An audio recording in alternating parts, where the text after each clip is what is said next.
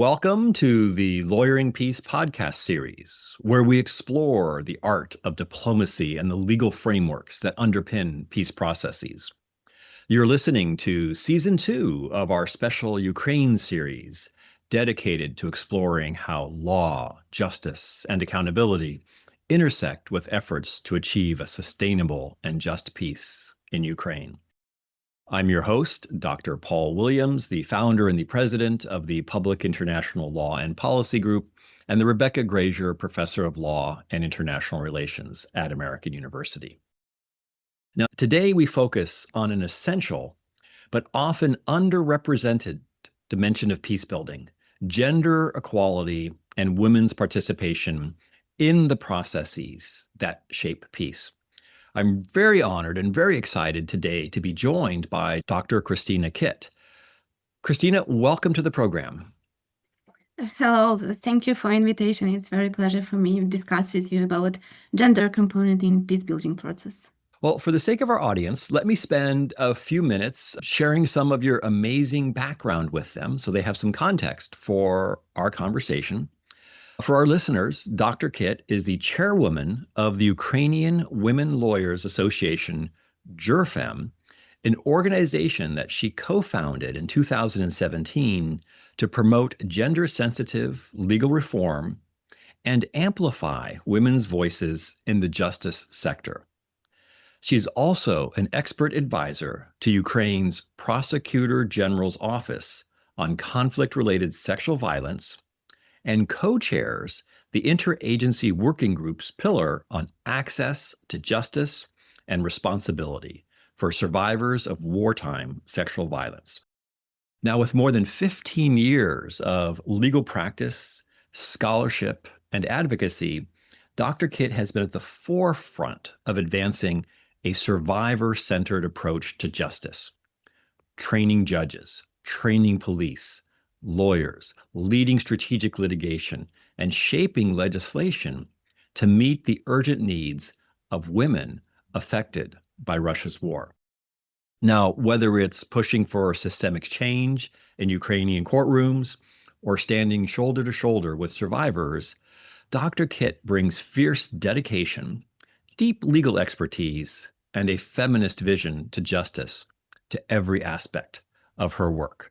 We're thrilled to have her on the podcast today to discuss what it takes to build durable peace through law, accountability, and inclusive reform.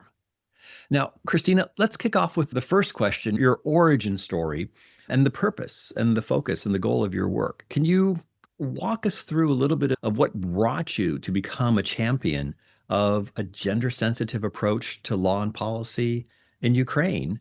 And why and how did you form JurFem?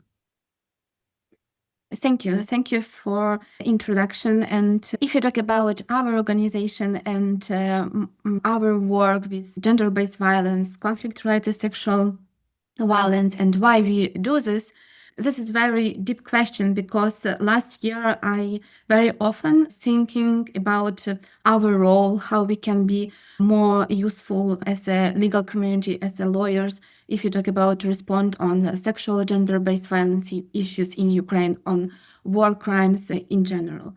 And I have been working on cases of gender-based violence and discrimination for 18 years, since my second year of university, when I helped lawyers from a civil society organization working with survivors of domestic violence.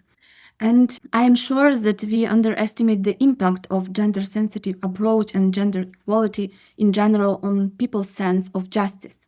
Therefore, the mission of JurFem is to help the legal community and the state in general understand how to form their policy and practices, taking into account the needs of men and women and their equal involvement in the process.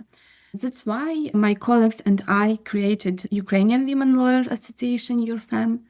Until 2022, we advocated for the ratification and implementation of Istanbul Convention, conducted general legal analysis of draft laws, and provided recommendation for legislative changes. And of course, as you mentioned, we trained the legal community to work with survivors of gender-based violence. a large part of the work we do now, we were doing before the full-scale invasion. But since 2022, we began working on conflict-related sexual violence cases. This includes work on implementing investigation strategies for these crimes, introducing victim-oriented approach, coordination and communication with all stakeholders working in this field, including international partners. We also represent survivors of sexual violence and conflict-related sexual violence during the pre-trial investigation and the cases, as well as in courts. And last 2 years, of course, as lawyers, we thought about very important questions. What is justice for survivors of conflict-related sexual violence? And when we started work with serious cases and building a system for responding on investigating these crimes and how we can guarantee justice, especially for survivors of conflict-related sexual violence. And we clearly understand that for these people, for them, justice, it's not only about court verdict, it's not enough for these people. It's not only about comprehensive and complex services in Ukraine for them, and not only about reparation.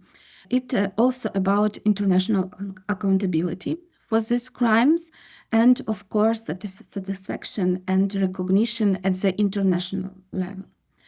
And if you had opportunity to participate in different conference or events connect with women, peace and security agenda, first of all, what you heard at these events is the question of mediation, reconciliation between the parties to the conflict. And we understand that if you talk about war crimes which committed by Russian against Ukrainian people, and if you talk about war Russian against Ukraine, we cannot talk about any mediation or reconciliation without acknowledgement of guilt, without accountability, without justice and reparation. And that's why now, with my colleagues in JurFem, with our lawyers who are members of our organization, we are working not only with cases with survivors of gender-based violence and conflict-related sexual violence.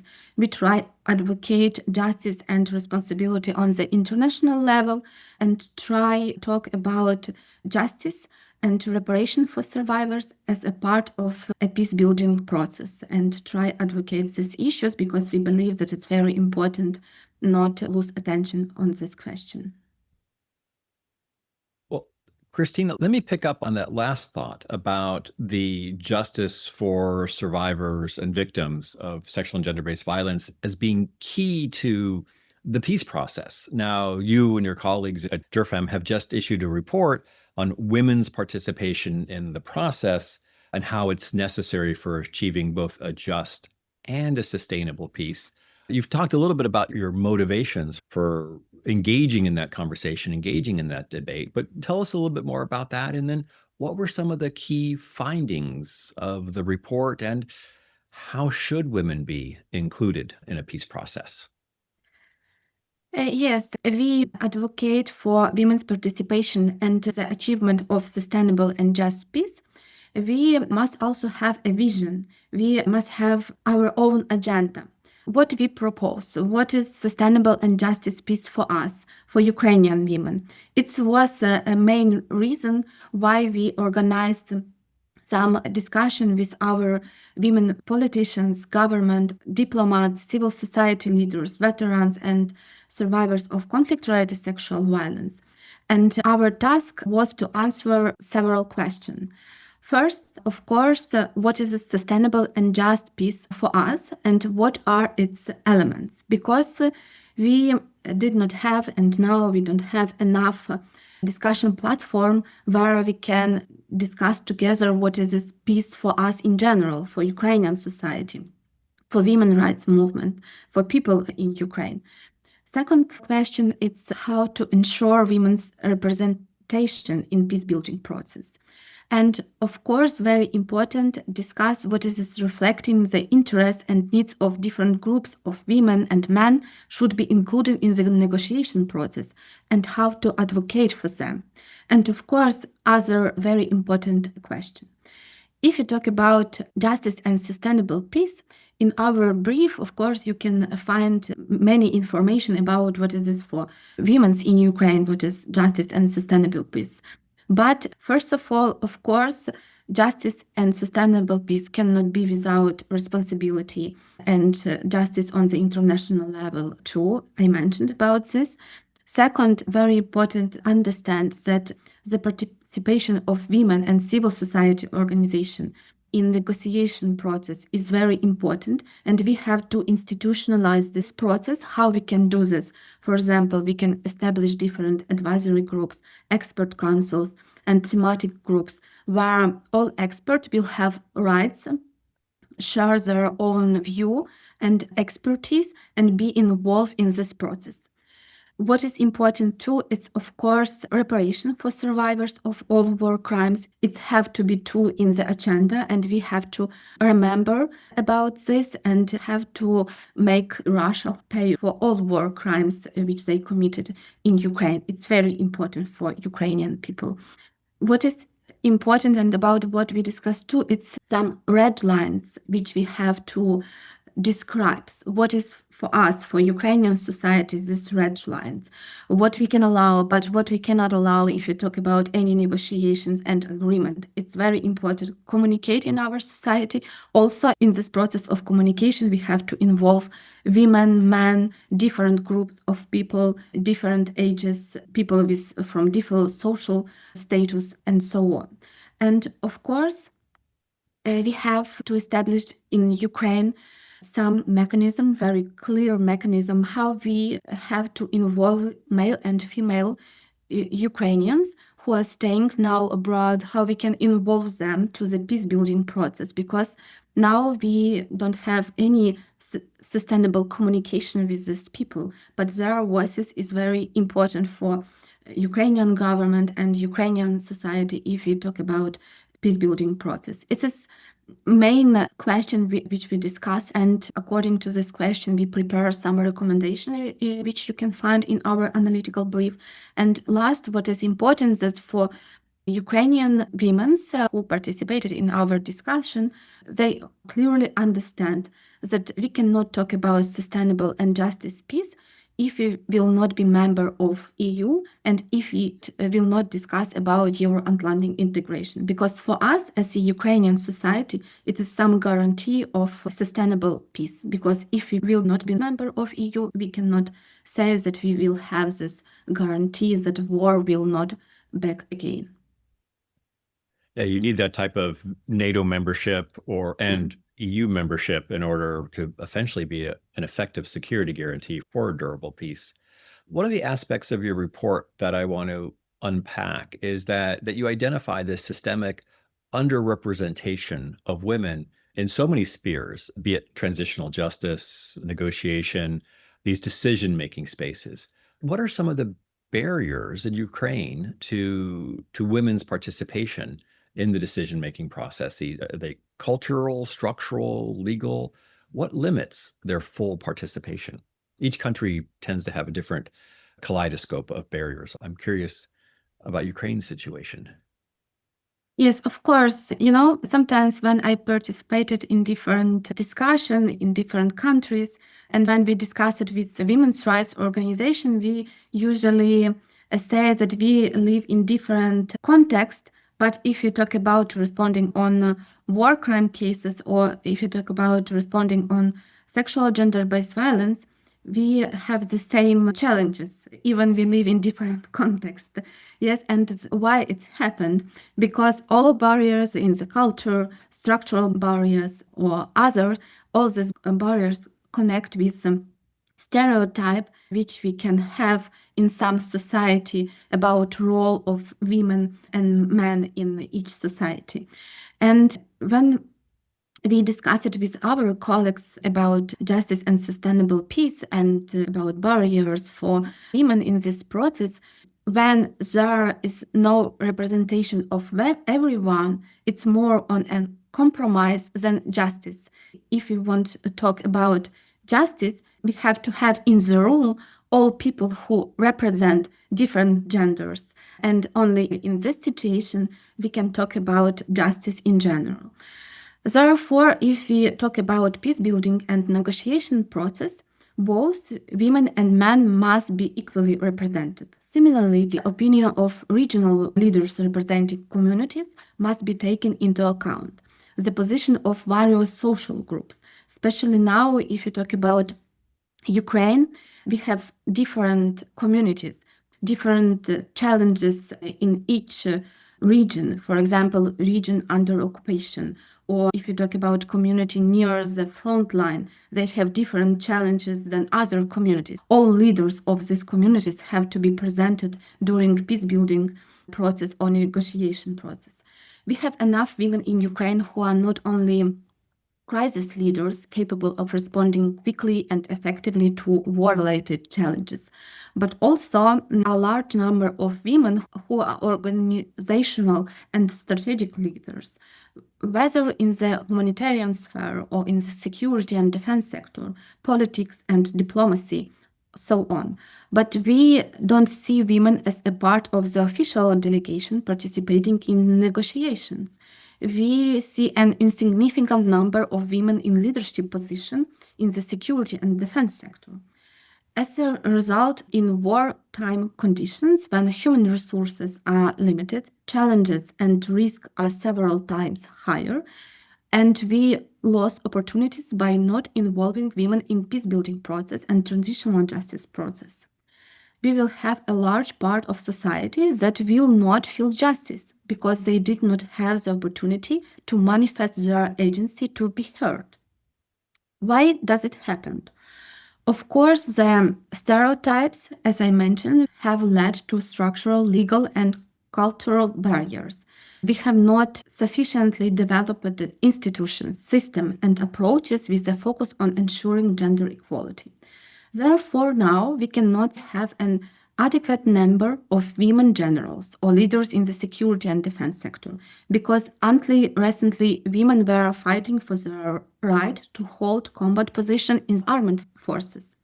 Only now we are developing a system for responding to harassment and discrimination in the defense sector, because before Russian war against Ukraine, women were not considered for service at all, let alone in leadership position. Of course, we don't have women in the official delegation participating in negotiations, not because we have few professional women with appropriate skills. There are no clear policies or strategies that would prioritize enlarging women's participation in political and peace-building process. And one of recommendations that if we want to talk about strengthen capacity of women and their visibility during peace-building process, we have to have very clearly and transparency strategy how we will involve women and men in this process. Khrystyna, let's dive in a little bit more detail to what you were just discussing in terms of the nature of women's participation in peace building, security, defense in a time of war. Has the wartime exacerbated this exclusion of women, or has it created additional opportunities that have yet to be acted upon or to come into play? Does wartime complicate or facilitate women's participation? On one hand, now during the wartime, we have and see more opportunities for women and involving them in different process, which was before war more acceptable for men than for women. Yes, for example, if we analyze our situation in our armed forces, we will see that we have more women who now served in armies than it was before full-scale invasion. If we look on some professional areas which was more for men stereotypically than for women, now we will see more women on this position. For example, if you talk about different factory, or if you talk about security sector, or if you talk about other areas where we saw more men than women. It's okay. It means that we now have very limited human resources in Ukraine, and that's why many companies open their door for women because they need more employees in their company. But on the other hand, we see that this company and institution don't have infrastructure for women, because when, for example, women are responsible on children or some homework, so on, it means that we have to build infrastructure for them as an employer.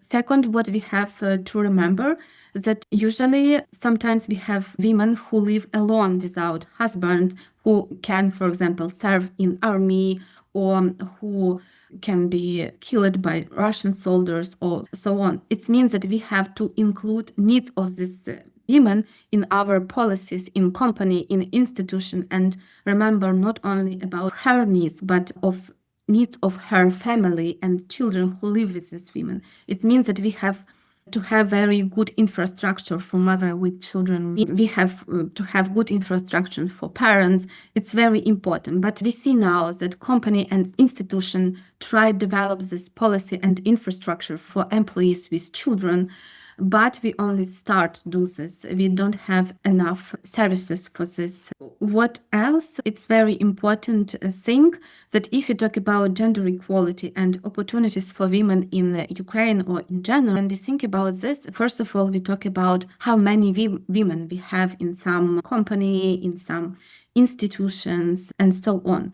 But we have to think not only about number, we have to think about how, first of all, how many women we have on the position where on the leadership position, who are leaders of our company, men or women, and how many men and women we have leaders in our institution and in company. It's very important who takes this decision, men or women, because sometimes when we look on some institution, we can see, for example, 90% of employees women, but positioned by men who are leader of this company. Yes, it's very clear that it's not about gender equality in general.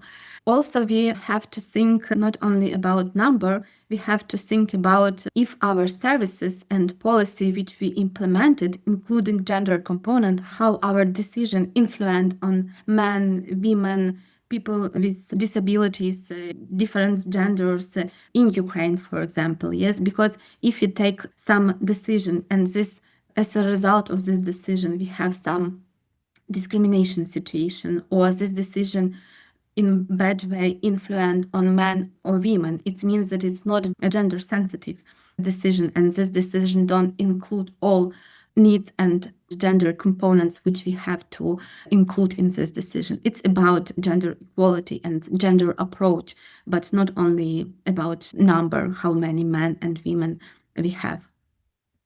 You need to have the women in the leadership positions, and not just looking at a quota or looking at numbers, but actually have Yeah, that perspective woven in. Well, since we're, it's true. go ahead, Kit. It's true. I want only share one example. If you look now on youth where different leaders from different countries discussed about some peace building process in, for example, peace between Israel and Palestine, or between Russia and Ukraine, we will see only men on this room now, but we will not see women in this room. Very big question, why? Yes, we can try find answer on this question, but if you look on this picture, many of us clearly understand that it's not normal, because if you talk about negotiation process or peace building process between both countries where living men and women, we have to hear and see position of this both gender, and both gender have to be in the room. Well, Khrystyna, since you and I are both lawyers, let's spend a few minutes looking at the international legal framework, which was designed or is designed in part to accomplish some of the objectives which you've just laid out. A number of years ago, the UN Security Council passed Resolution 1325, calling for not only more inclusive processes, as we've been discussing, but for each country to come up with a national action plan for promoting gender inclusivity. And Ukraine had come up with such a plan. Bring us up to speed a little bit on Ukraine's efforts under the National Action Plan under Resolution 1325. Is it still being implemented? Does it need to be updated? How has it been challenged in this time of war? Does law matter at the moment? Of course, the law matter at the moment, and it's very important, and this document is very important for us. Ukraine was the first state to develop and adopt during the Russian aggression that began in 2014 the relevant national action plan for the implementation of Resolution 3025. It was our first national action plan. The second national action plan was approved in October 2020. And very important that we updated this second national action plan in 2022 when Russia started full-scale invasion. And for us, it's very important that this situation showed that national action plan for Ukraine is not only formal document, it's a very practical document. And we look on this document and try update it when we see that situation change very quickly. And that's why in 2022 we updated our second national action plan. And very important that it's a women rights organization. Many of them and our organization too was involved in this process too. It means that we shared their own recommendation list of activities which we have to implement together with state authorities. And here we developed our third national action plan. Now this plan pending its approval is currently undergoing public discussion. It means that our government now collects recommendations from society and from civil society organization to our third national action plan. And I hope at the end of this year, the third national action plan will be adopted by our government. And in my opinion, Ukrainian success is in the fact that the National Action Plan is not just a document that formally exists, it is truly a roadmap for government bodies and civil society organizations, according to which we try to coordinate our efforts and implement all plans. And thanks to the work of the Ukrainian Women's Fund, it's some civil society organization in Ukraine, and the Government Commissioner of Gender Policy, we have 30-25 coalitions in every region of Ukraine, which include regional authorities and civil society organizations. Thanks to those work, this plan is being implemented at the local level. One of the strategic direction of the National Action Plan is both responding seriously and enhancing the visibility and involvement of women at the decision-making level. And our organization, we plan work in this direction in the coming years as well. And of course, if you talk about our plans as a civil society organization, when we plan our activities every year, we always look on this national action plan and try analyze what do our partners, our governmental partners, and how we can strengthen each other in this process and together implement all tasks which we include on this national action plan. It means that it's very important document in my opinion, and according to these documents we try coordinate our work as a government and civil society organization.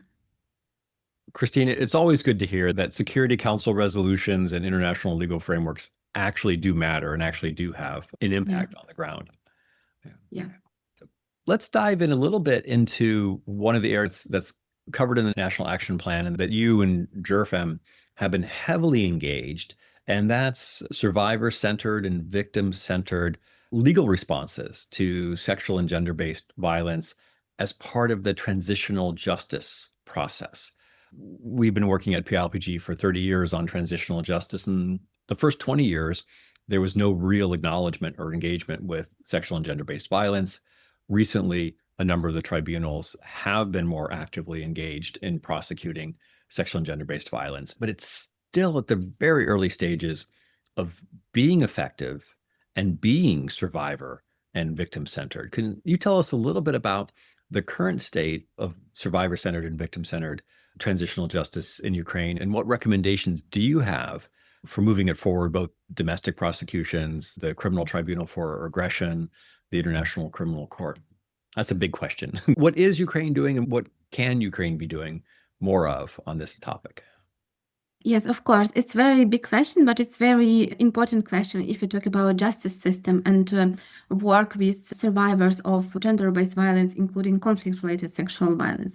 And if you talk about implementing of a survivor-centered approach, I need to mention that we implement this approach according to our international responsibility as a country who want to be member of EU. First of all, we try implement all EU directive according to which our law enforcement system have to build gender-sensitive and survivors-oriented system, especially for survivors of gender-based violence, including conflict-related sexual violence. And secondly, of course, we have to implement this approach according to a legal framework between the UN agency and Ukraine, especially between special representative of UN, which Ukrainian government signed some legal framework in 2022. According to this legal framework, we have to build comprehensive and survivors-oriented system for survivors of conflict-related sexual violence. And what we do now in Ukraine and in the future. First of all, if you look on our investigation process in conflict-related sexual violence cases, we will see that we have special strategy how our prosecutor and investigators have to include survivor-centered approach in their work. What it means survivor-centered approach? It means that first of all, we look on survivors as on the people, but not as on the evidence. Yes, because if we analyze work of our colleagues in law enforcement system before full-scale invasion, first of all, our colleagues thought only about evidences, but not about people who suffered from violence. If you talk about survivor-centered approach, first of all, we have to think about needs of people who suffer from violence, for example, conflict-related sexual violence. Analyze this need and risk which they have. Try coordinate our work with other services who can provide help for these people who suffer from violence. And only after that, we have to think about interview, medical evidence, physical evidence, and other what we need as a lawyers.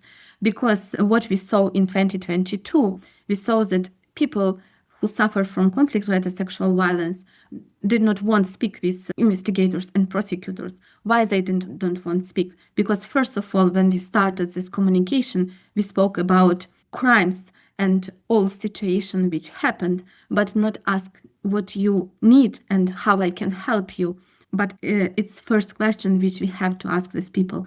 And we see the survivor-centered approach. It's very nature approach when we talk about behavior between people, because we have to understand, and we now understand, that when we build this system around survivors, and when the system include services which need these people, we have more chance investigate each cases, and we have more chance build trust to justice system. Because if people don't have good communication with prosecutor and investigator, don't have sensitive communication with prosecutor and investigators, they will not feel justice in this broader meaning. Yes, because for them, as I mentioned previously, justice is not only verdict, it's how law system work with me.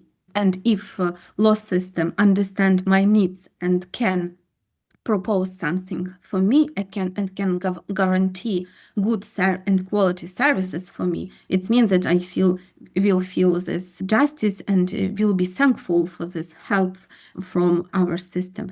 And that's why we train our colleagues work with survivors of conflict-related sexual violence.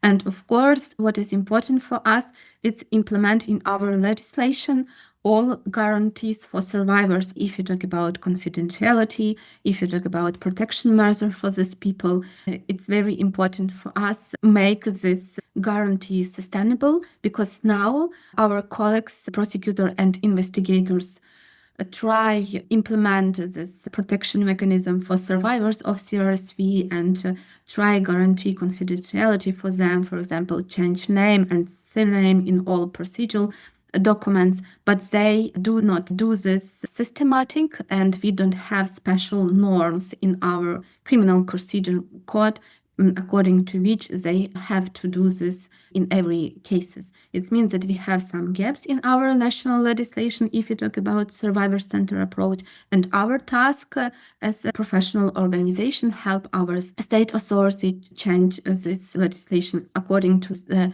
EU directive. Khrystyna, it sounds like there's quite a bit of work occurring in Ukraine to change that dynamic and to make transitional justice much more survivor-centered. Let's address a similar but different question in the peace process. What are some of the recommendations that you and JurFem have made, or some progress that's been made in a redesign of the peace process? Now, as we talked about, the existing peace process really isn't a peace process. It's more Potemkin than anything, and it is men on one side of the table and men on the other side of the table. But in your thinking, how would you redesign a peace process so that it is more gender sensitive? So not only inclusive, but that it actually reshapes the priorities in an appropriate manner. Of course, yes. As we mentioned, that it's representing all genders and groups who can be present during this process.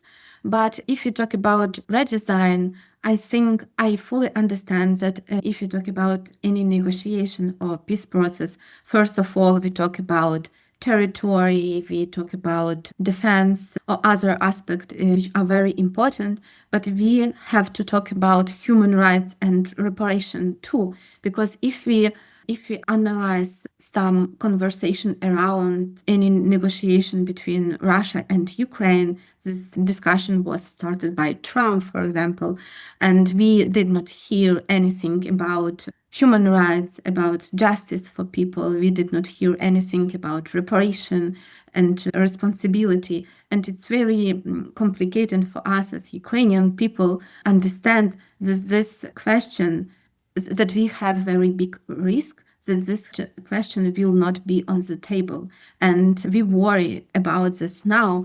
If you talk about leaders who participate in peace building process and negotiation process, it's very important, I think, in my opinion, it's very important when they will talk not only about territory and other sovereignty and other very important component. It's very important, of course, and we understand this. But if they will talk about human rights and any damages for people and reparation for them, it will be very important and better, because this means that we are sensitive to this question and we understand that any armed conflict influence on, first of all, on people and their life, and we have to remember this.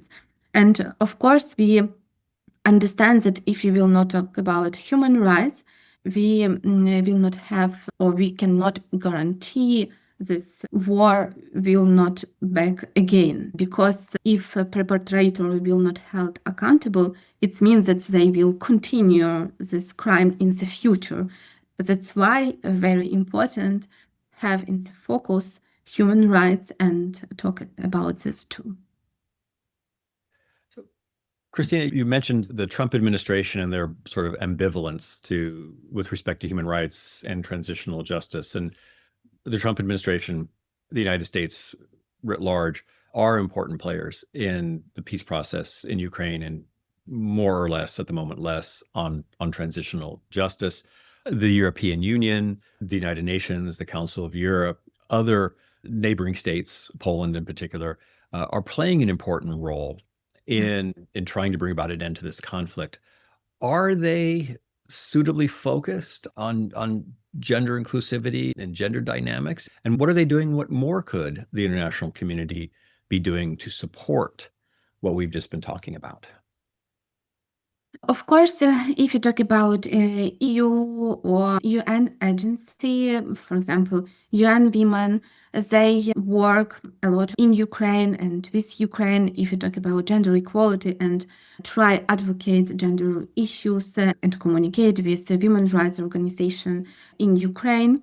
But if you talk about what can do more international communities and how they can have in the focus gender component. First of all, I have to say that if you talk about justice and sustainable peace, we have to understand, it is very important to understand that quick peace cannot be sustainable and just peace.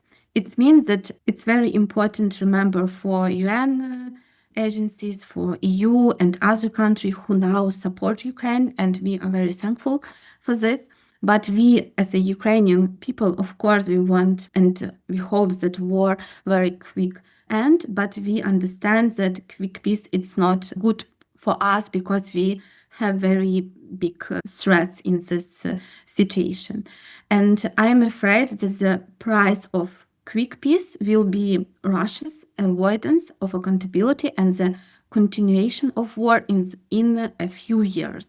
And about this worry all Ukrainian people too. And we think that we now live in some historical period where we have to remember our role as an international community. If you talk about human rights, if you talk about international law, international criminal law, and we have to understand that we can do more if you talk about responsibility and justice on the international level.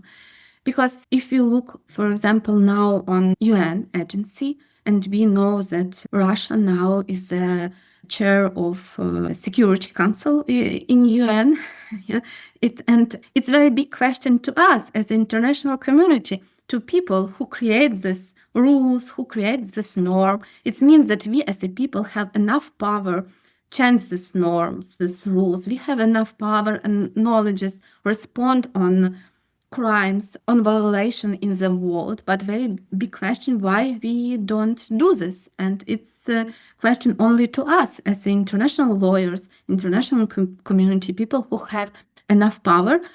And I believe that we can change this situation, but we have to coordinate our work. We have to work together. We have to hear people who suffered from violence, from conflict-related sexual violence, and we have to do what we can and what we have according to our status in any agencies and company. No, and Khrystyna, I'm glad you mentioned that. There's such an important role for civil society, and most civil society organizations have an international or a global footprint. And in so many instances, I've seen where it's been the civil society which has been more effective than a government engaged in that's in a conflict situation, just because of that global reach. And that's where Yes, it's true that more active, we can respond more quickly than government on any challenges or crises which we have, but we don't have power on policies. We don't have enough power change rules and norms. We don't have opportunity to take any decision if you talk about national or international level. We can only recommend, we can only support, help, and that's all. But yeah, it's what we can do. Yeah. I think civil society plays a very important role in the norms. You're right. It's very difficult for civil society to influence the rules. JurFem, PLPG, we don't get a vote, but there's so much that can be done. And I think JurFem has done so much in terms of this normative development of gender inclusivity. Let me ask you a question that's related to that. And it's something that people worry about is when conflict becomes post-conflict. So as we've talked about, there are many challenges for gender inclusivity during a period of conflict, but there's been substantial progress and substantial positive developments. But then after conflict, things tend to erode and shift back to the pre-conflict normative and factual structure. Are you worried about that, or are these gains irreversible? The norms have evolved and the rules have evolved and it'll continue to progress? Or are there some serious challenges over the horizon in the post-conflict reconstruction phase? Everything depends on when the war ends and also who will be leaders in Ukraine and if they will understand their role. Ukraine has always had a strong and active women's movement. The activity of the women's movement have always been connected with strong national ideas and interests. The risk of reduced attention to gender issues, attempts to discredit the work of women's organizations, for example, have always existed and will continue to exist. The question is whether we will allow the destruction of the results that have been achieved. I believe we will not. It may be more difficult to advocate for certain issues, particularly those related to women's political participation, but I think we will manage this because, Ukraine not only declares the principle of rule of law, democracy, and equality, but also fight for them. And you know that Ukrainian society protects their own identity and always during all our history. I believe that we will not allow destroy all our achievements and results which we have now. Of course, we will have a lot of challenges and risks, but we have a very strong women's rights movement, and I believe that we will continue our work. I'm very encouraged by that. And I agree with that optimistic approach on what comes next. But yes, it does depend on the outcome of the war. And you need an inclusive peace process in order to have an outcome that moves things forward and is durable. Well, Khrystyna, you've been so generous with your time. I just have one last question. And is there a key takeaway that you want to leave our listeners with? What is one thing that you want them to focus on and remember with respect to the role of women in achieving a just and durable peace in Ukraine? I want to say that now we live, as I mentioned, and work in very important historic time. And what we see is that if we try unite our efforts and work together and coordinate our work together with state authorities, international community, women's rights organizations who work in other countries, in Europe, in US, UK, and other countries, when we unite our resources and efforts and try together respond on international challenges and threats which we have now, we will have good results and we can strengthen each other during this process. And I believe that only when we work together and stay together, we can achieve any results which we want and can guarantee justice for survivors of conflict-related sexual violence, gender-based violence, discrimination, and other war crimes in Ukraine or in other countries. And I invite all women's rights organizations who work, for example, in this area in which we work, try find some area where we can cooperate together and respond on all international challenges which we have. That solidarity, that's an amazing point to end on. That solidarity and cooperation is so essential. Well, Khrystyna, it's been a real honor and a privilege to have this conversation with you. And I'm so grateful for you being so generous with your time to share your thoughts with our listeners on survivor-based justice, gender inclusivity, approaching durable peace through a gender-sensitive lens, and for all of the amazing work that you've done these past 18 years in your individual capacity and as the founder of JurFem. It's so needed in peace processes around the globe, and in particular in Ukraine. So on a personal level, I'm very grateful for you sharing your thoughts and for the amazing work that you do. Thank you. Thank you. Thank you, Dr. Paul, for invitation and for your attention on gender aspect and gender component in peace building process. It's very important for all of us. Thank you for this.